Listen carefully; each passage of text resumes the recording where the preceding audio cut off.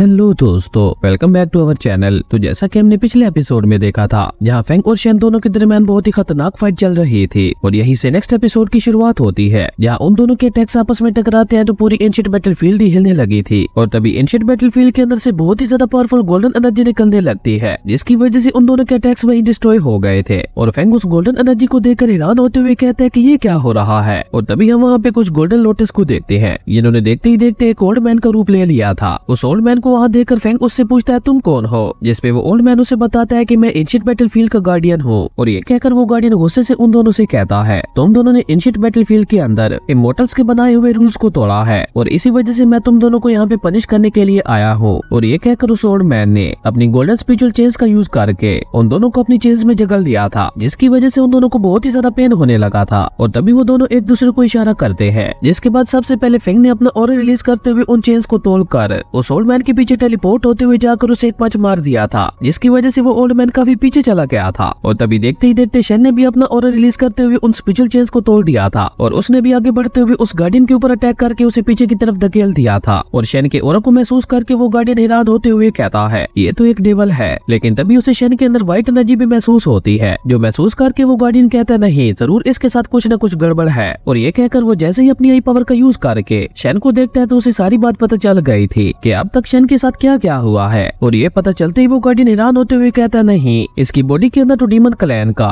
Supreme tyre मौजूद है, जिसने इसकी बॉडी के ऊपर पूरी तरह से कब्जा कर लिया है। और ये कहकर उस गार्डियन ने अपनी गोल्डन स्पिरिचुअल पावर शेन के अंदर ट्रांसफर कर दी थी। और जैसे ही वो गोल्डन एनर्जी शेन की बॉडी के अंदर जाती है तो शेन को बहुत ही ज्यादा पेन होने लगा था। और तभी देखते ही देखते उस गोल्डन एनर्जी ने डीमन क्लैन की सुप्रीम टायर की पावर को सप्रेस कर दिया था, जिसकी वजह से शेन दोबारा पहले की तरह नॉर्मल हो गया था। और उसी के साथ शेन दोबारा होश में भी आ गया था। और वो फेंग और उस गार्डियन को देखते हुए कहता है यंगर ब्रदर, ये मैं कहाँ पे हूँ। शेन की ये बात सुनकर फेंग बहुत ही ज्यादा खुश हो गया था। और फेंग खुश होते हुए शेन के पास जाकर उससे कहता है ब्रदर फाइनली तुम जाग ही गए। जिसपे वो गार्डियन उन्हें बताता है अभी के लिए मैंने अपनी स्पिरिचुअल पावर का यूज करके सिर्फ इसकी बॉडी के अंदर की डीमन पावर को सप्रेस किया है, जिसकी वजह से ये दोबारा अपने होश में आ पाया है। लेकिन जब ये एंशिएंट बैटलफील्ड से वापस जाएगा तो ये वापस पहले की तरह हो जाएगा। और ये कितनी अफसोस की बात है कि तुम दोनों ने आपस में फाइट करते करते एंशिएंट बैटलफील्ड के लेवल एरिया की रिस्ट्रिक्शन को ही तोड़ दिया है, जिसकी वजह से अब ये एंशिएंट बैटलफील्ड किसी ही टाइम डिस्ट्रॉय हो जाएगी। उस गार्डियन की ये बात सुनकर शेन फेंग से कहता है जूनियर ब्रदर, पहले मैं लोगों को अच्छी तरह से नहीं जानता था और मैं किसी पे भी आंखें बंद करके यकीन कर लेता था, जिसकी वजह से मैंने उन्हीं लोगों की बातों में आकर कई बार तुम्हें नुकसान पहुंचाने की कोशिश की। लेकिन उसके बावजूद भी मैंने कभी भी तुम्हें चोट पहुंचाने की कोशिश नहीं की, क्योंकि मैं हमेशा से ही तुम्हें अपना छोटा भाई समझता हूँ। पर अब मेरे पास ज्यादा टाइम नहीं बचा, तो क्या आज तुम अपनी फुल पावर का यूज करके मुझसे लड़ोगे। जिसपे फेंग उससे कहता है ब्रदर, तुम जानते हो कि जब तुम एंशिएंट बैटलफील्ड से बच जाओगे तो तुम दोबारा एक डेविल बन जाओगे, और अगर तुम यही मारकर एक डेविल नहीं बनाना चाहते तो मैं तुम्हारी ये विश जरूर पूरी करूंगा।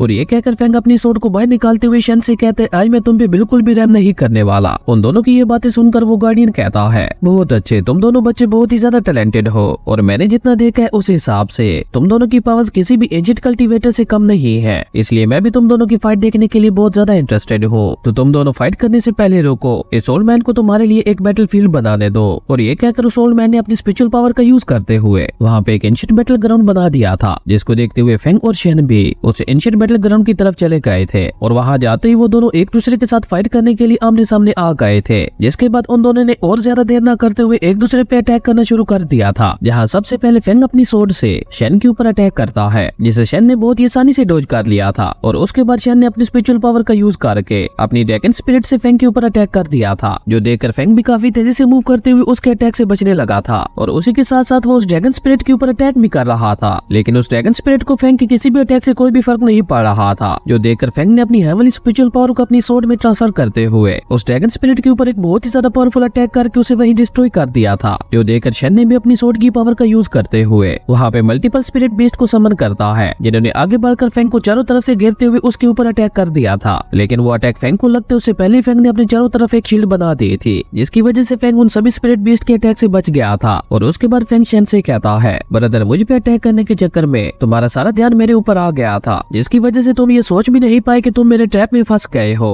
और फेंग के ऐसा कहते ही शेन के ऊपर एक पोर्टल ओपन होता है, जिससे एक बहुत ही ज्यादा पावरफुल अटैक जाकर सीधे शेन को लगता है। और फेंग का ये अटैक वाकई काफी ज्यादा पावरफुल था, जिसकी वजह से शेन की हालत काफी ज्यादा खराब हो गई थी। लेकिन फेंग यहाँ भी नहीं रुकता और उसने अपनी गॉड लेवल की पावर को एक्टिवेट करके अपने मैजिकल स्पिरिट टावर से शेन के सभी स्पिरिट बीस्ट की पावर को ऑब्जर्व कर लिया था और उसी के साथ फेंग ने अपनी गॉड लेवल पावर का यूज करके शेन के ऊपर एक बहुत ही ज्यादा पावरफुल अटैक कर दिया था, जिसकी वजह से शेन उड़ता हुआ पीछे जा गिरा था और उसकी हालत बहुत ही ज्यादा खराब हो गई थी। और वो बहुत ही मुश्किल से फेंग से कहता है तुम जीत गए, और ये कहते ही शेन वहीं गिरकर बेहोश हो गया था, जो देखकर फेंग को उसकी बहुत ही ज्यादा चिंता होने लगती है और वो काफी तेजी से मूव करते हुए शेन के पास आकर उसे उठाने की कोशिश करने लगता है। और फेंग के उठाने की वजह से शेन को भी होश आ गया था और वो फेंग को देखते हुए कहता है जूनियर ब्रदर, ये मेरी लाइफ का बेस्ट एंडिंग है। और ये कहते हुए फेंग वही मारा गया था, जो देखकर फेंग को उसकी बहुत ही ज्यादा चिंता होने लगी थी और वो जोर जोर से उसका नाम पुकारने लगा था। लेकिन फेंग कुछ कर पाता उससे पहले ही एंशिएंट बैटलफील्ड भी अब धीरे धीरे डिस्ट्रॉय होने लगी थी। और तभी देखते ही देखते ऊपर आसमान में 3 पोर्टल ओपन होते हैं और उन तीनों पोर्टल से 3 गेट बाहर आते हैं और वो तीनों गेट एंशिएंट बैटलफील्ड की पावर को पूरी तरह से अब्सॉर्ब करने लगे थे, जो देखकर वो गार्डियन कहता है तो एंशिएंट बैटलफील्ड के डिस्ट्रॉय होने का टाइम आ गया है। और अगर ऐसा है तो इसका मतलब है अब कुछ ही देर में मेरी सोल भी डिसअपीयर होने वाली है। और उस गार्डियन के ऐसा कहते ही उसकी सोल धीरे धीरे वहाँ से डिसअपीयर हो गई थी। वहीं फेंग शेन को अपने कंधों पे उठाते हुए कहता है मुझे जल्द से जल्द जुई और बाकी सभी को ढूंढना होगा। और ये कहकर फेंग शेन को लेकर वहाँ से काफी तेजी से जाने लगता है। लेकिन अभी वो वहाँ से जा ही रहा था कि तभी उस डेवल गेट से स्पिरिचुअल एनर्जी निकलकर शेन की बॉडी के अंदर चली गई थी, जिसकी वजह से शेन के अंदर का डेवल दोबारा जागने लगा था और उसी के साथ उस डेवल गेट ने शेन को अपनी तरफ खींचना शुरू कर दिया था, जो देखकर फेंग कहता है मुझे लगता है डेवल गेट ने शेन की बॉडी के अंदर डीमन क्लैन की सुप्रीम टायर को महसूस कर लिया है, इसीलिए वो डेवल गेट शेन को अपने अंदर खींच रहा है। और ये देखकर फेंग सीरियस होते हुए कहता है कि सीनियर ब्रदर ने मुझसे कहा था कि वो एक डेवल बनने से ज्यादा मरना पसंद करेंगे, इसलिए मैं कभी भी अपने ब्रदर को एक डेवल नहीं बनने दूंगा।